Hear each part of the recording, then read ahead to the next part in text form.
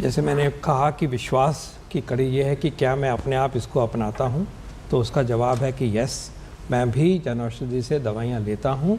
और जिन पेशेंट्स का इलाज मैंने as a doctor recent times में किया है, जब से जन औषधि सिस्टम सशक्त हुआ है, उसमें गुणवत्ता आई है, उसके सिस्टम में बहुत बहुत बेहतरी हुई है और उसका जो नेटवर्क है आयाम बढ़ा है। मैं बिल्कुल कॉन्फिडेंस से अपने पेशेंट्स के लिए उन दवाइयों को लेने के लिए उनको मैं प्रेरित करता हूं कि जन औषधि केंद्र में आप जाके लीजिए।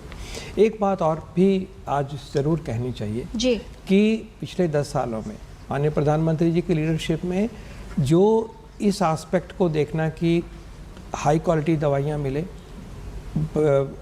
सिटीज़न पे, नागरिक पे उसका बोझ स्वास्थ्य की दृष्टि से कम पड़े, ये जो स्कीम है पीएम-बीजेपी जो स्कीम जिसकी आज चर्चा करें, एक महत्वपूर्ण कड़ी। लेकिन इसको इसके साथ भी आप जोड़िए कि आयुष्मान भारत प्रधानमंत्री जन आरोग्य योजना जो आयुष्मान कार्ड से लागू होता है, उससे भी जनता के ऊपर केयर इलाज भी मिलता है और ऊपर का खर्चा भी नहीं होता, कैशलेस सारे सुविधाएं हो रही हैं।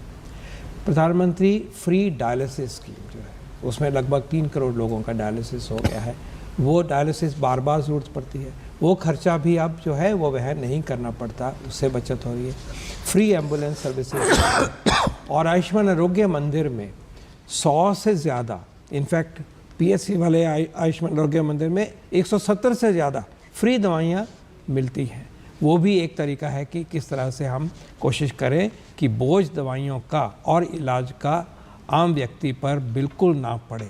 और अगर हम इसी बात को आगे बढ़ाते हैं तो अभी बजट अनाउंसमेंट में जो बहुत रेयर बीमारी होती हैं, बहुत कैंसर वाली बीमारी होती हैं, कुछ दवाइयाँ अभी तक जो हमारे देश में उपलब्ध नहीं हैं, उनके ऊपर ड्यूटी भी कम कर दी गई है।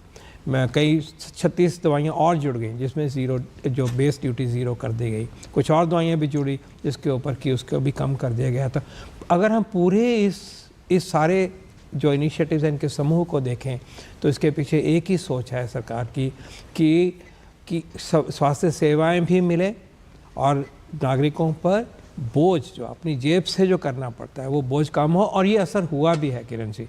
अगर हम 13-14 में जाएं तो आउट ऑफ पॉकेट एक्सपेंडिचर जो था वो लगभग 63% था, 63%, वो कम होकर अब 39% आया है। और ये सब जो हुआ है इकट्ठा सब कुछ करने से हुआ है। जन औषधि योजना के द्वारा शुरू से लेकर आज तक हम देखें तो 30,000 करोड़ रुपए की बचत नागरिकों को, भारत के जनता को, भारत में हम सबको उपलब्ध हुई है। तो इस अपॉर्चुनिटी को इसको अपनाना चाहिए और पूरे फेथ से जन औषधि केंद्र में जो सेवाएं, जो दवाइयाँ, जो सर्जिकल इक्विपमेंट उपलब्ध हैं उसको आप अपनाइए और बिल्कुल कॉन्फिडेंस से, ट्रस्ट के साथ।